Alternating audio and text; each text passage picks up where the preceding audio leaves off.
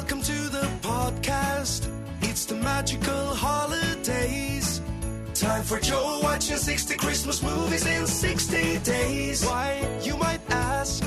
Because it sounds like a crazy task to be watching 60 Christmas movies in 60 days. It'll be struggle, no I won't lie. By the halfway point I will lose my mind, but with your support I'm gonna be fine. So let's have a blast on this Christmas time. Join me now and let's find out about today's Christmas movie. Was it good or bad? Happy or sad? Is there another dead mom and dad? Let's get to it with no delay. It's your old pal Joe and he's happy to say welcome to Joe watches 60 Christmas movies in 60 days. How's it going, everybody? It's me, it's your old pal Joe, and welcome to episode 4 of Joe Watches 60 Christmas Movies in 60 Days. We've made it to the number 4. If you're wondering, that is 1/15 of our entire journey in the banks when this episode is over. That's amazing. I didn't think we'd make it this far. That's not true. I knew we would because it's very early. If we didn't make it to number 4, well, you know what? I didn't make it to number 4 last year. So if we didn't make it to number 4, then, you know, what are we even doing here? We're not even trying, and we're definitely trying. We're going to be effortful this year. Anyway, episode 4, movie number 4. Before we jump in, let's talk about this series' sponsor. Once again, I want to thank my friends at Third Eye Comics for sponsoring Season 4 of Joe Watches 60 Christmas Movies in 60 Days. I've said it before and I'll say it again. If you have any needs in your life for comic books, graphic novels, board games, tabletop games, role-playing games, or vinyl records, or even physical media, movies and such, please give them a look at shop.thirdeyecomics.com. Chances are they have what you're looking for, or they can get it. And if they can get it, you can either pick it up at your local store of choice, or, oh my friends, you can get it mailed to you for a mere shipping fee, which is a very common practice in retail, but I'm trying to make it sound fancy as heck. So yes, of course, let's thank our friends at Third Eye Comics for their continued support throughout Season 4 of Joe Watches 60 Christmas Movies in 60 Days. Let's go to the movie. Today's movie is Sappy Holidays. That's like Happy Holidays, but with sappy instead of happy. We open on a snowy house. Well, it's not a house. We find out it's like a restaurant, but it looks like a house, like a small cottage. It looks like a house. You get what I'm saying? We open on a snowy house. It's not a house. It's a door. We open on a snowy house with a door, but it's a window, and on that window is a wreath. When the door opens, that's when we can find out for certain this is, in fact, a small, cozy restaurant. This is where our lead character, Joy, works. Yes, I just realized, as I said it, her name is Joy, which is a very Christmassy name. She's a sous chef in this restaurant, and she's competing for a executive chef position within the restaurant alongside her main competitor, Antonio. Antonio only appears at the beginning of this movie. I enjoyed his character work. I wish he was in the movie more. So we find out there's some VIPs in the house, and we find out the VIP in specific is a social media influencer who does restaurant reviews in the local area of New York where this restaurant exists. And she was invited there by Joy because Joy is trying to impress her boss. You know, like, oh wow, you know, look who I got to come. So they make the meal, they do the food. But she doesn't think that the risotto that her competitor made is up to snuff, but he thinks it's totally fine. Guess what? It's not fine. As we'll find out later when the social media influencer posts her reviews, the scallops, which Joy made, impeccable, delicious. The risotto, which Antonio made, less than good. So she gives her overall review in the negative, which bums Joy out. But we're not even there yet. I've skipped ahead just to let you know that. After they've served the food to the food influencer, the social media mogul, we then cut over to a whole new set of characters. This is the family of James, who's going to be our eventual love interest. Spoiler, he's gonna smooch Joy by the end of the movie. This is James and his family. They're all arriving at the family farm. So let's tell you a bit about this family farm. We don't learn this in the beginning, but I can tell you because I've seen the whole movie. This is the Lewis family farm. It is a maple farm where they make, yeah, that's right, maple syrup. Have you ever been to a maple farm? They're pretty cool. There's one that's in St. Catharines, Ontario, Canada, that I've gone to quite a few times on a road trip to and from Toronto. I can't think of their name now. So sorry about that, Maple Farm. That's not going to be listening to this podcast. But it's pretty cool to learn about the different grades of maple syrup. We did a taste test, and it's really neat to just see the ways that the syrup changes the longer it's allowed to not cook, really, just age maybe. I forget how it works. I think the longer it ages, the lighter it gets. The lighter syrups are more like your tabletop syrups. The darker syrups are ones that you would not be ingesting on their own. You would tend to use those in baked goods and other types of recipes. Anyway, that's where James lives. James runs his maple farm since the death of his dad, which we'll learn about in more detail later on. He lives there with his mom. Visiting the farm for the holidays is his brother's wife, and their 2 kids. They're about, 14 and 13. They are there. They have their little quirks, and they end up becoming pretty significant characters in the movie. There's Riley, who's pretty outgoing. She's I'd say about a 13-year-old girl. And then there's Dylan, about a 14-year-old boy who's locked into his laptop, headphones always on, not really interested in connecting with the rest of the family. This early meeting with the family is noteworthy because James's dad, James again, our eventual love interest, James's brother, his brother, wants to talk to him about the finances of the farm. Turns out things are not looking good, and there's a potential buyer who wants to buy the farm. And if he bought the farm, if they sold the farm to this guy, it would really clear up a lot of the problems that they're dealing with. The farm has so much debt, and the debt actually started back when the dad was still running it. So it's not something like James or his family's done to cause this debt to exist. It's lingered around, and they're still dealing with it. James, however, is resolute. He does not want to sell the farm. This is something that brings him a lot of joy, like Joy, the woman, I guess, eventually will. And it's in his blood. It's in his family-run farm. He doesn't want to get rid of it. The brother thinks that is foolhardy, and we're going to get a whole bunch of spats with him throughout the movie over this topic. We then jump from there to another new set of characters. I did not think that this was the most elegant way to do this.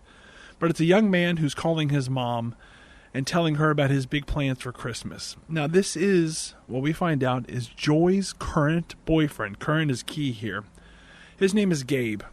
And he's telling his mom about his plans to propose to Joy on Christmas Eve. Unfortunately for him, Joy walks in and hears this. So she hides and holds back to hear the rest of the details. And so basically the details are just that he wants to propose to his girlfriend on Christmas Eve. When the call ends with his mom, Joy then officially walks in and greets him as if she didn't hear anything. He tells her about his big plans for Christmas that aren't involving the proposal. Turns out he has made plans for the 2 of them to travel up to Vermont to spend Christmas with his family, people that she has not yet met, because they've only been dating for about 2 months. And yes, she thinks that's pretty soon to get married. That'll come up later. So he tells her about these plans. She says, well, I can't get time off work to go to Vermont for Christmas because I'm working to get this promotion. And he says, no, it's cool. It's totally cool. I actually talked to your boss about this, Pierre. I told him that you needed the time off, and he said that was totally cool. So I got you 8 days off from the restaurant, and so that you can come with me. I'm leaving tonight on a flight up to Vermont because there's something I have to do with my family in Vermont tonight. There's a whole subplot, and it's not much of a subplot, but it's key here, I guess. His mom is running for mayor, or re-election campaign for mayor, whatever city they live in Vermont. And he's going up to help her meet with donors and all these political, high-minded, fancy-dancy things. And so he's leaving early, which leaves Joy to drive up the next day using his car. So she's had this vacation foisted upon her without her approval. And now she's had a drive to Vermont also put upon her, again, without her approval. I'd be pretty annoyed if I was her. And she seems annoyed throughout this entire scene, but she keeps covering it up. Back to love interest James and his family. Well, it's not a love interest yet, spoiler. His niece named Riley, apparently knows about the farm's financial difficulties. I don't know how she would have found out. And I also think it's kind of improper for James's brother to let this get out to the family at large, because the kids can't do anything about this. So this is only going to cause them, concern, worry, stress, and they have no power in this situation whatsoever. It's better off, I would think, just letting them know when things are more certain one way or the other. Regardless of all of that, James tells her that she shouldn't worry about it. Things are going to be fine. They both, at that moment, that very moment, see a shooting star in the sky. And Riley's like, we both need to make wishes on this shooting star. So they do, but they're also not allowed to tell each other what those wishes were. Despite that, we will find out what those wishes are later on. Back to Joy, she brings her boyfriend some hot cocoa while he's packing for his trip that night. She apologizes that she's in his apartment and she couldn't find any marshmallows. And he says, why would I have marshmallows? I don't have any children. And she is put off by this, like she has been with so many of the things that he said, and yet she bears it deep down.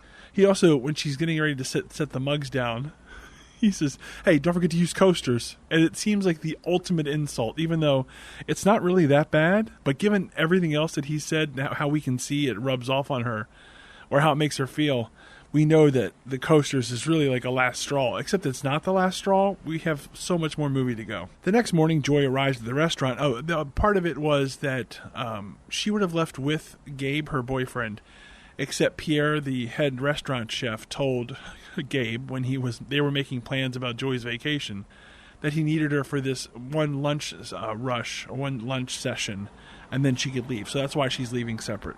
Another reason why. So she arrives at the restaurant the next day, and she starts talking to the head chef, Pierre, about like, I have some ideas for what we could do for dinner. I know we could do this. And Pierre's like, you know what?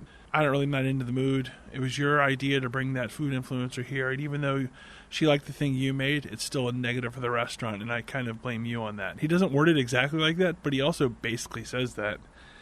Instead, he turns to Antonio, who made the part of the dish that she did not like.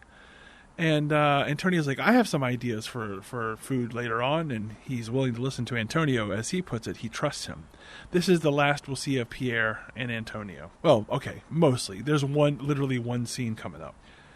Later that same day, Pierre tells Joy that she has a visitor out front. She goes out front, and it's her dad. So it's just her and her dad, no mom around. We'll find out later on that her mom passed away. And she's not particularly close with her dad, but she really, really, really wants him to be proud of her. So she apologized for missing family Christmas, or at least Christmas with him. She then comes clean about finding out about the proposal. She's not sure. Isn't it a bit soon? And he says, hey, I proposed to your mom after a month of dating, so I don't think it's soon. And in fact, I think that guy's a good guy. So he basically talks about all the things that he likes about Gabe, which really makes it hard for her to express the things that she doesn't like or the worries that she has. Back over to James's farm, he's talking to the brother about the finances. We learn that this is when we learn it's a maple farm, but I've already told you that because I'm a good host. We get a scene where James makes his brother coffee, and this is such an unnecessary scene, but they still put it in the movie. While they're talking about the finances, James offers to make his brother some coffee. And he says, did you want any maple syrup in your coffee? And apparently that's how they have it sometimes up at the farm. And his brother says, I haven't had maple syrup in my coffee since I moved out. I drink it black now. I've drank it black since I moved to the city. And it reminds me of the other movie that we watched. Which one was that? Christmas Dance Reunion? Was that it? No, that doesn't feel right. I can't remember. I'm sorry. We're only 4 movies in. Christmas Brew? No, must have been the first movie. Yeah, it was the first movie. Cool Ranch Christmas, but it's not called that. It's called Holidays at the Ranch, where the woman talks about how she only has it with her coffee black, but then by the end of the movie, when she gets comfortable being back at home, she decides to have it with cream. I love the idea that coffee and how you have it is a signifier of your lifestyle. I'm a big city person. I only have it black, but I live in the farm. I have it with maple syrup, or in Cool Ranch Christmas, and their version of it, have it with cream. This is when we get more details about the dad passing away and leaving the debt in the farm, and the brother's really pushing the idea of selling the farm, and James is like, well, okay, fine, but I don't want to leave, and what would we do with Mom? She lives here too. And the brother's like, well, she could move in with us in the city, and you could live there too. It would be great. James is not hearing any of it. He's not interested. Back to Joy packing for her trip. We can tell that she's a bit overwhelmed figuring out what clothes to pack because she knows that Gabe's family's pretty fancy and that there's going to be a proposal involved at some point. So she just can't figure out what clothes to take. Then we cut from there to her leaving a store where she's purchased an entire new wardrobe. It's also starting to snow. Just then, Gabe calls and asks if she's left yet, and she goes, no, I'm actually getting ready to leave. I had to make one stop, but she doesn't tell him what that stop was. And he says, well, you better hurry. There's going to be a big storm. She goes, oh, I know. It's already started. And wouldn't you know it, she's driving along, having a good old time. and ends up getting stuck in a little slippery patch and ends up running into a snowbank. Oh, geez, Joy, I hope you're okay.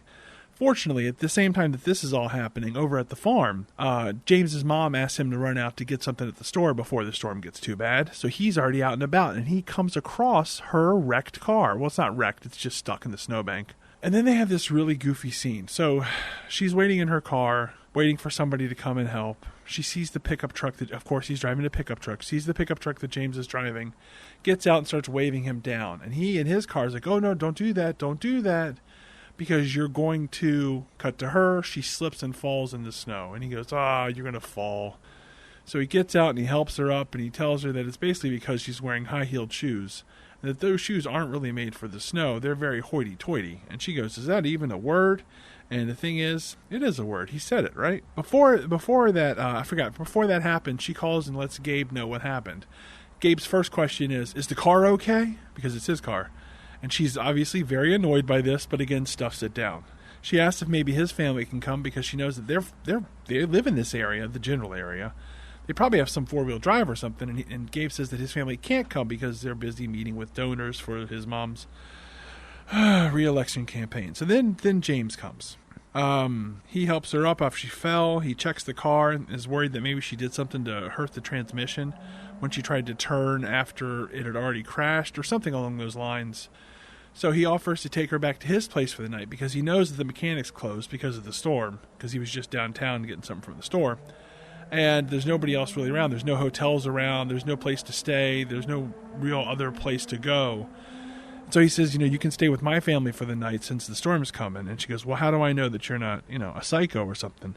Just then, his mom calls to check on James, and he explains the situation. He goes, yeah, she's worried I'm a bit of a psycho. And the mom's like, he's not a psycho. Just come on. I'll make some hot cocoa for you guys. So they hop in the pickup truck, and they head on their way back. When he introduces himself as James, which makes sense, it's his name. She introduces herself as Joy Johnson, and he says, JJ. And she goes, no, Joy. But guess what, guys? He's going to keep calling her JJ.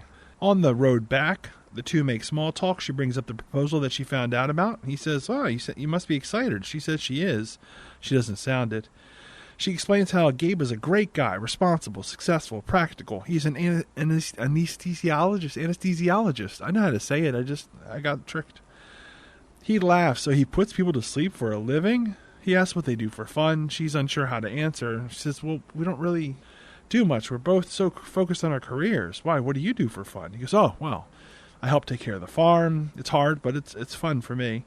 I like playing with my niece when she comes to town. I like all kinds of stuff, mostly just focused on the farm and my family. She mentions how she hasn't had a vacation in forever and how even this trip was arranged by her boyfriend with her boss. He makes a face hearing that this was arranged by Gabe without her input, and she says, no, it's romantic. And he says, hey, whatever makes you happy. She says she is happy, very happy, but again, she doesn't sound it. When they get back to the house, you can see how big it is. It looks like a goddamn compound. James introduces Joy as JJ to his mom. Joey quickly corrects him. Joey also meets his niece Riley, who immediately asks if she'd like to help decorate.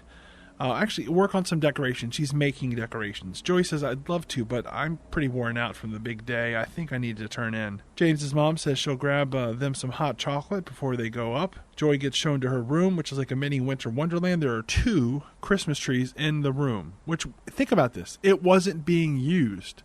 And yet there are 2 Christmas trees in there. James and Joy make plans to go to the mechanic first thing in the morning. Just then Gabe calls. James has left the room.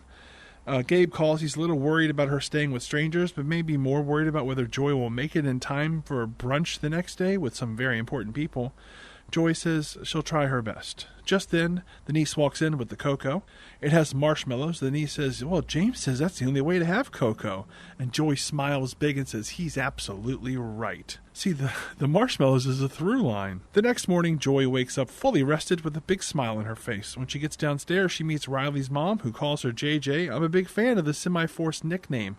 I think it's fun. We see that there's also a nephew named Dylan. James comes down and says the tow truck has already been dispatched, so we can head over to the mechanic.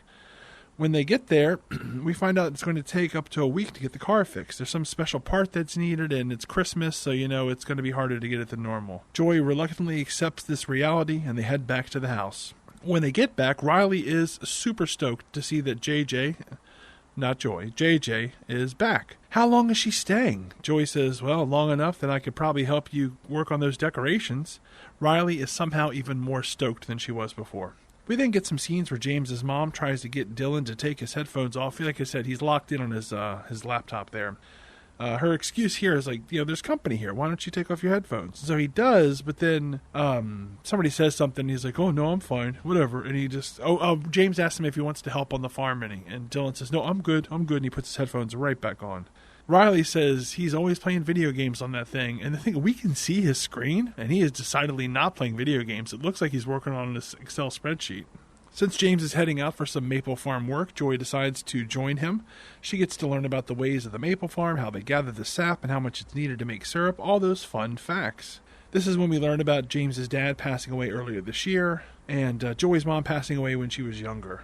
There's a bit here where they mention Dylan and how he's not into anything. Joy says, you know what, that just means he hasn't found his passion yet. And James likes to think that that is true. Joy seems really into how the farm works, so James says, well, you should come back when we're tapping, because the smell from the sugar shack, where they, I guess, turn the maple syrup into, or the sap into maple syrup, the smell from there is something else. She immediately says she'd like that. And then he catches himself and says, I mean, you and your fiancé. And she goes, oh, of course, yeah, me and Gabe. Speaking of Gabe, he's surprised that Gabe didn't come to get her. She goes, well, it's just not practical. He had things he had to attend to. He says as his lady was stranded, he'd move heaven and earth to get to her. We skipped ahead to after the work has been done. She's surprised by how long it took. He's surprised how much of the work Joy did. He didn't expect that much.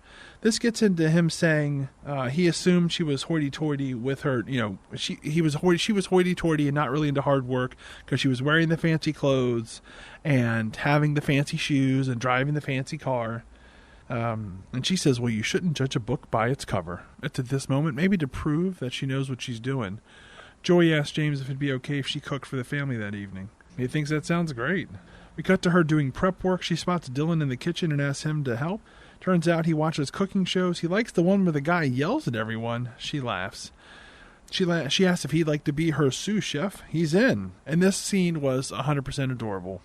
Dinner is served and it looks delicious. Joy says she talks about how much of a help Dylan was. He's a natural in the kitchen, and Dylan's parents are so proud. This is also really nice, and you can see Dylan opening up. This is a really well done little scene. It doesn't really go anywhere after this. Like there's another bit where he helps make something, but this is pretty much the end of the Dylan subplot, except for some references to this having happened.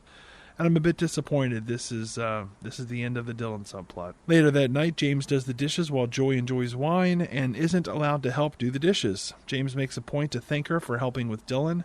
Just then, Riley, the niece, walks in and asks for Joy's help making decorations. She has time now, so she goes off to help her. We get the story behind this tradition. Every year, everybody in the family makes a new decoration, and then they hang them on the tree, and they basically, accumulate over the years. This year, there's actually a theme to the decorations. They make, what are they called? Magical wish ornaments. You make a wish, you write it down, and you put it inside the ornament as you make it. She walks Joy through the process of making the ornament as they craft away. We see in the corner that James's sister and James are watching all of this go down. And she says to him, she's really something, isn't she? He agrees, she is. A bit later, Joy and James relax on a snowy porch. She talks about how it's been so long since she's had such a fun night. They talk about their life plans. Hers is to get the executive chef position. His, though, he just wants to run the farm. After his dad died, it became even more important to him. All of their memories are there. It's more than a job. It's a life he loves. It's home. She hopes to have that someday. She goes, wait, you don't have that with Gabe? And she goes, of course I do. Absolutely. And with that, she says, I should probably turn in. Back in her room, Gabe calls and is mad that she hasn't updated him all day. She apologizes and says she's been distracted with chores and such. And he goes, they're making you work? She explains that she's just helping out because they're letting her stay there. She'll update him once she learns more about the car. The next morning, James gets into it with his brother again about selling the farm. The brother is pushing hard to do it soon to beat some sort of year-end deal. I don't remember. It doesn't really matter.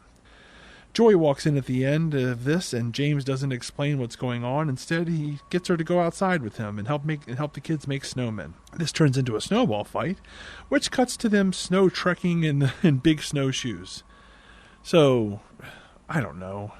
He doesn't want to tell her about the money thing, so he's like, well, let's go outside and play with snowmen. She starts throwing snowballs. Then they immediately cut from the snowball fight to them walking through the snow in big snowshoes.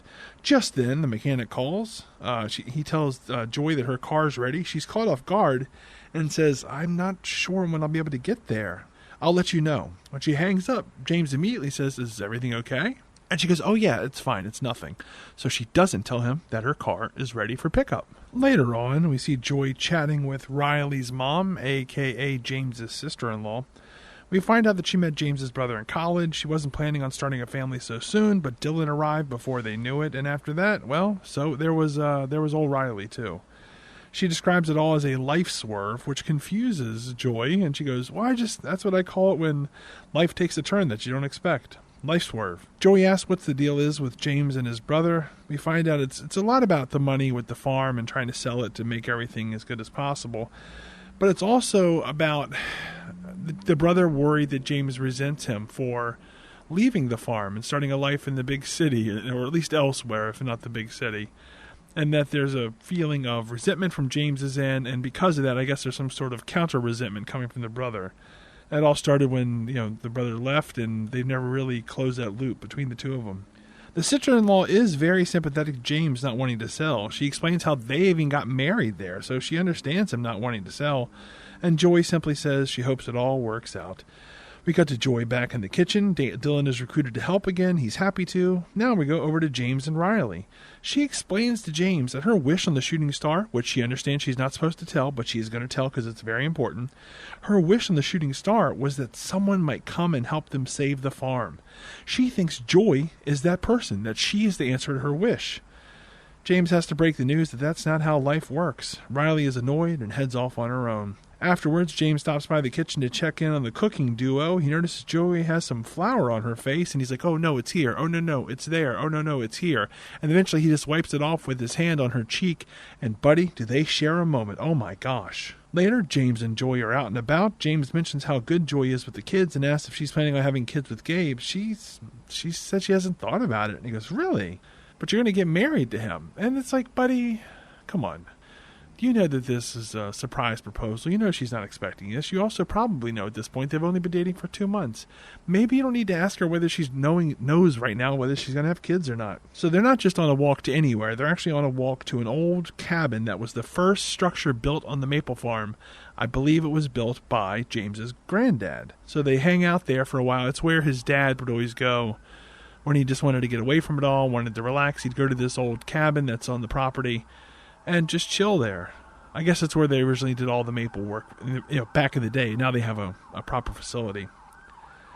While there, James shares some maple syrup liqueur that he made. We find out that is really good, and he tells her, you're not the only creative one here. James talks about how being out there makes him feel like he's one with everything. The land, the animals, even everyone who came before. He wonders if his dad and grandfather felt the same way he did. Joy is sure that they did. It had to come from somewhere, didn't it? She asks him about the money situation with the farm, and he explains, we've missed a few payments. We might lose the farm, so he's been wishing for a Christmas miracle. Do you happen to have any of those on you? And Joy says, no, I wish I did. If I did, I'd have a wish of my own. He goes, well, what would that be? And she explains that she'd wish, and she kind of laughs when she says it because it sounds so small compared to his. She'd wish for that executive chef position. And he says, I thought you loved being creative. Wouldn't you want to instead run your own restaurant? When you could make everything and figure out what you're going to make? And she goes, yeah, but it's... I guess I just worried more. I'm looking for it more as a status. Like, it's an important position to be the executive chef. I just want to be well thought of, and I want my dad to be proud of me. He understands. He wants his dad to be proud of him, too.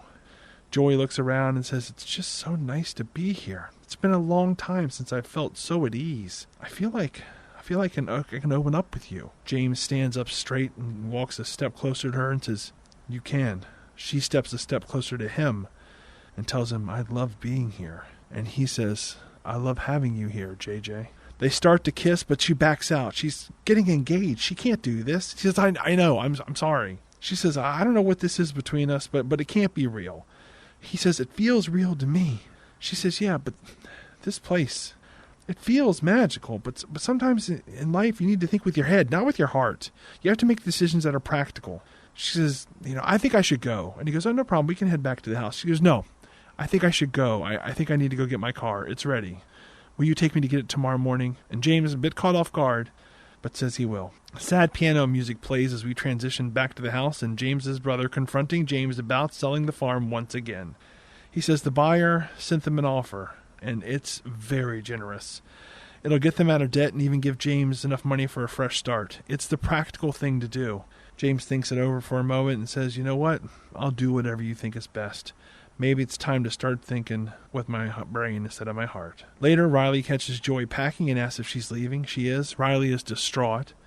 She explains, no, I wished for you. And she explains the whole wish thing. And Joy understands. She goes, but that's just not the case. I can't help. She goes, but don't you see it? Don't you see the magic? And Joy says, I do see it. She gives Riley a big hug. Riley starts to head back to her room, but adds, I wish more people could see the magic here. It's so nice having you here. It makes the place feel less empty. And then this gives Joy an idea. She says, wait, how many rooms do you have here? We then cut to a meeting of the whole family with Joy standing in front breaking things down for them. You should turn this place into a bed and breakfast. Everyone here, and she doesn't explain this part, but I'm telling you, as she goes through and she goes like, sister-in-law, you know how to do like interior decorating. Brother, you know how to do finances. You could help run the books. Mom, you're good with people. You'd be great as the hostess. James, you can help give tours of the farm because you know so much about all this and it means so much to you. You'd be really good at this. And she runs through all the possibilities of the things that could happen there. They could have weddings there, all the stuff. Everyone's very excited. The brother says he's willing to help. Joy says we can even have a grand opening on Christmas Eve, which is like 3 days away. I don't know why they have to have it so soon, but regardless, they will. She says she's even willing to stay and help make it all happen. The family is ecstatic. We then cut to Joy giving her much less excited boyfriend an update about what's going on. She says, look, the family was here for me when I needed help. I'm going to be here for them now that they need it. He is not happy. After hanging up, she tells Riley her plan is to put a social media video online offering an exclusive quote-unquote first review to whatever influencer contacts her. Wouldn't you know it, the influencer that reaches out to her is Cherie from the beginning of the movie. Jumping ahead a bit, James wants to talk to Joy about what happened the other day at the cabin when they almost kissed. She says, yeah, I know, our moment really made me think about a lot of things. He's hoping that she's going to say it's about him, but instead, she talks about how she spends so much time trying to prove her worth, like with the fancy clothes she bought to impress her future in-laws. It was those clothes and trying to impress them that ended up making her run late and getting caught in the storm. And she's not even sure if she wants that chef position. She just wants to be fulfilled. Upon hearing that, he says, I want you to know, you don't have to do this. You don't have to help us. She says she wants to. It brings her joy. And there's no moment in the movie that goes, Joy's feeling joy. You could have called her anything. Why'd you call her Joy? We quick jump over to Dylan back on his laptop. His parents are like, Dylan, would you mind helping us out? And he goes, I am helping. And we find out that he has built a website for the bed and breakfast. I'm pretty tickled by this. If I was still doing the tropes, I'd point out that so far we have dead parents and we have a website being built. So I was pretty tickled by those tropes thrown up. We get a moment with Joy and James's brother. He's worried about Riley. He says she thinks the family's going to move up here, but that's not realistic. But then as he's explaining why it's not realistic that his family moves back to the farm, he starts talking about how everyone is so happy there. His wife is excited about helping out. Dylan is interested in is doing things now, and Riley's opening up in ways she hadn't before. Joy says, maybe it's a life swerve. And he goes, yeah, life swerve. We get the whole group decorating outside. James tries to get his brother to help and also have some fun. At first he says no, but then he joins in and the whole group has a ball. Then we cut to a small scene where Riley hands Joy. It's in front of the whole family. She presents Joy with her own family ornament. She is so touched. The sister-in-law says, you are officially part of our family. And they hang it on the tree, and Joy is so happy. Off on their own later on, Joy tells James that no one has made her feel so at home. And he goes, not even Gabe? And Joy thinks for a moment, and she goes, not even Gabe. James tells her, you'll always have a home here, JJ. We find out that this is all building up to her departure the next morning.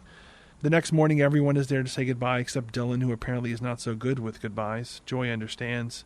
Riley gives her a pine cone ornament she made for her covered in glitter, which is a terrible thing to do. It curses them with glitter for the rest of their life. The sister-in-law gives her a scarf that she made for her. She goes, I know it doesn't fit your clothes, but I thought you'd like it. And Joy's like, I don't care about that. It's so wonderful. Thank you. They finish up their sad goodbyes, and James drives her to the gas station. We get a part of their drive over. It's deathly quiet. No one wants to say anything. Neither will break the ice. At the gas station, Joy loads her car in silence, but James stops her before she leaves. He appreciates how much she's done for his family. She's changed their lives, and he says that he wants her to be happy. She deserves the best.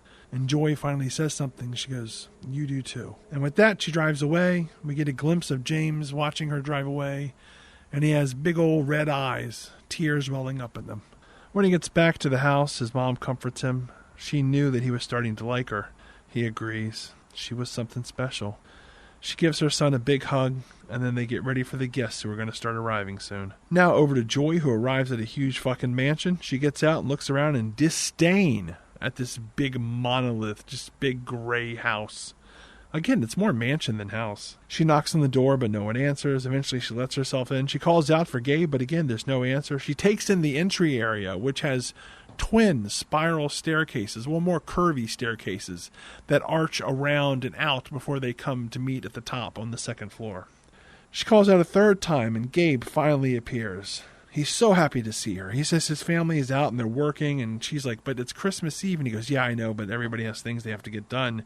There's his parents, there's his brother, and even his brother's girlfriend. He shows her to her room, even helping her with her bags. After getting packed away, she asks him if he'd like to go outside and play in the snow. He says, I can't, there's no time. We have to get ready for dinner. Back over to James's place, he sits at the old sugar shack. He's so sad. His brother checks in on him. He thinks things are looking up for the farm, but he's worried about James. James is sorry for being distant all these years. He was resentful at first, but then it just grew bigger. His brother is sorry for leaving him with all the work on the farm. James says it's okay. It never really felt like work for me. His brother suggests that maybe he needs to move back to he himself and his family. Maybe they do need to move back. It's only been great being back this time. And you know what? Maybe it's time I think with my heart. They share a big hug. Back to Joy. She sits in the big, vacuous mansion. In walks Gabe's brother. He introduces himself and his girlfriend. They're excited to meet Joy. They also refer to her as an entrepreneur. I hear you're quite the entrepreneur, and she's very confused by this. They like to chat more, but they both have work to do. So she just sits there, sad, by herself on Christmas Eve. Back in the bed and breakfast, we see Cherie, the social media influencer, has arrived with her boyfriend. She thinks the place is adorable. She's just wandering through, talking about how great everything is. Back to Joy, she's sitting on the sofa and using some scissors and paper to make some sort of paper ornaments with them. She's made a bit of a mess, and that's, of course, when Gabe's parents walk in. The mom sees Joy on the sofa with the scissors and says, "Are you using scissors on my sofa?" And Joy tries to explain she was just hoping to make some paper ornaments to decorate the place. And Gabe's dad is like, "Oh, well, it's sorry about that. She's just really protective of the furniture," which is a very funny line. They lay out the plans for the day. Dinner is at 3. They're calling it a dinner. And there's an after party as well. Joy offers to help with the food, but they said, we've already hired people. We then jump ahead to Joy and the family enjoying drinks, I guess, ahead of dinner. She again offers to help cook. We find out that they don't know she's a chef. He apparently described her as the entrepreneur that we heard mentioned earlier. She says, and this is off to the side, so his whole family doesn't hear this. She says, "Are you ashamed of me?" And he goes, "No, it's just that..." Boom, they're interrupted by her phone ringing. It's Chef Pierre. She doesn't want to answer it because it's Christmas Eve and that's a work thing and it'll still be there tomorrow. Or not tomorrow, I guess, the day after Christmas. And Gabe is like, "No, you should answer. It could be really important. It could be about the job." And she goes, "That's fine. I'll find out about it when I find out about it." He goes, "No, you need to answer it. I pulled so many strings." And she goes, "What?" And now he's kind of caught, so he explains it. He said he promised Pierre he'd refer all of the doctors to the restaurant if he chose Joy as the new executive chef. Joy is pissed. "You didn't think I could earn this on my own?" But before she can lay into him anymore, it's time for dinner. Back at the bed and breakfast, we see Cherie, the influencer, is having a good time, but James is really sad. He looks longingly at Joy's ornament on the Christmas tree. Back to Joy. I don't know why we have to go back and forth so much. Back to Joy at dinner. Gabe stands up. He goes, "I'd like to propose." And I guess hearing the word propose shakes Joy out of her stupor. She stands up and says, "I have to go. I have to leave." She heads into the other room and she's just like kind of catching herself, getting herself together. But then she hears her phone make a chime, and she looks at it, and I guess she got a notification that Cherie, the influencer, posted her review. It's a glowing review. She loves the place. She loves everything about it. This makes Joy smile big. Gabe walks in and asks what the heck just happened. Joy explains that she found out about the proposal, and he's a little sad about that. But she also says that she's not ready. She's going to have to say no. She wants to have fun. She wants to make Christmas ornaments.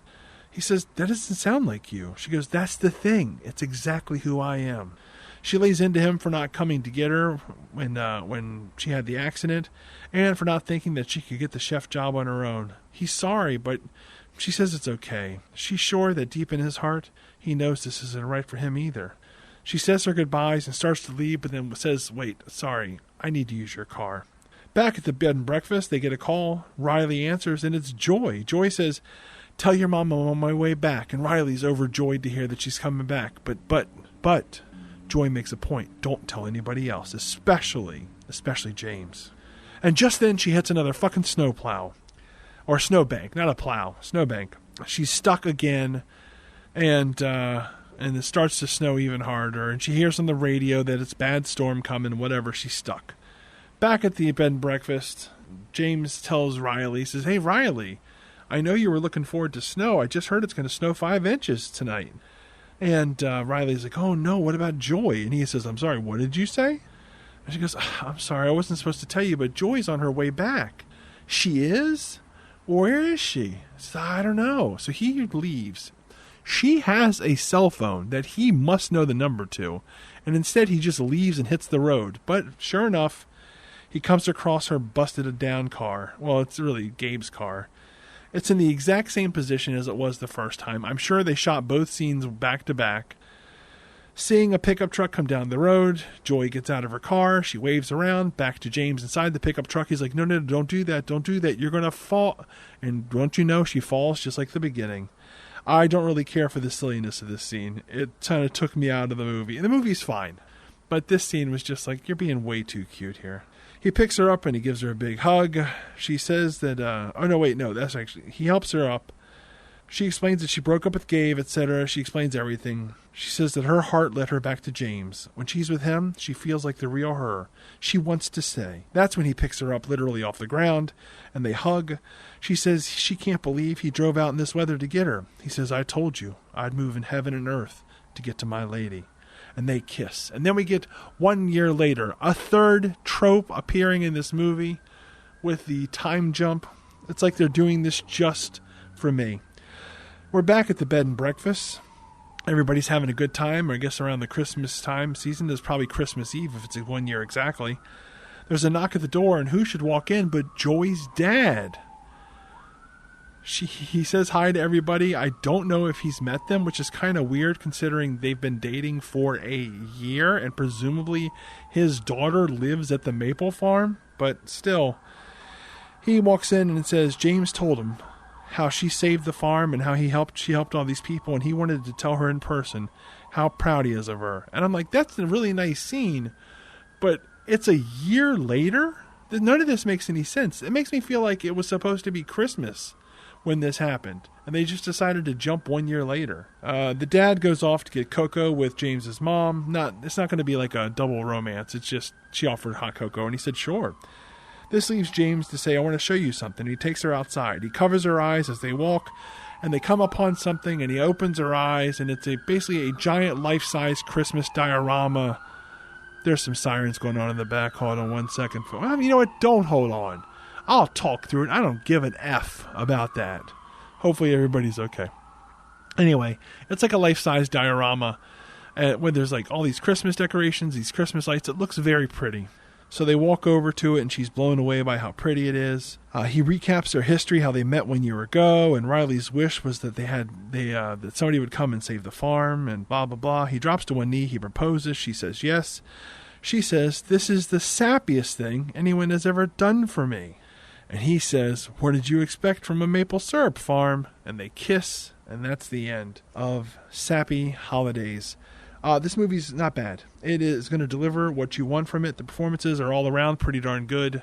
There are some bits here that just kind of rub me the wrong way, like the falling in the snow the first time doing it a second time because it has to be the exact same thing, and this bit at the end with this is the sappiest thing, and it's like, okay, all right, it's fine. But overall, an enjoyable movie. What's the moral of this story? Moral of this story is pretty easy. You got to follow your heart. You got to follow your heart, people. Her heart led her to James, and she, honestly, she didn't really need to leave. I guess morally she should leave to go ahead and take care of that business. But in reality, she didn't have to leave. She was happy where she was. She should have stayed there for a year and never talked to her dad until a year later. Who's the MVP? I think Joy, the actress that played Joy, she did a great job. Generally, again, the acting was all pretty good here. I liked the kids. I liked the mom. I liked James a lot. He was good. Even Gabe was pretty good. But I'm going to give it to Joy. Joy is the MVP of Sappy Holidays. And that's it, my friends. Another episode in the bank, another movie in the tank. We're done. We're 1/15 of the way done. It's only going to get easier. Actually, that's not true. It's going to get much, much harder. If this is your first time through, give me about 10 more movies and I'm going to be crying on the podcast. Thanks for listening. Thanks for hanging out. I hope you have a good day. Hope you have a good night. I hope your evening is fine. I'll talk to you tomorrow. Take care, and here's some Jingle Bells for your Christmas wishing. Yeah, for your Christmas wishing, here are some Jingle Bells. Bye-bye.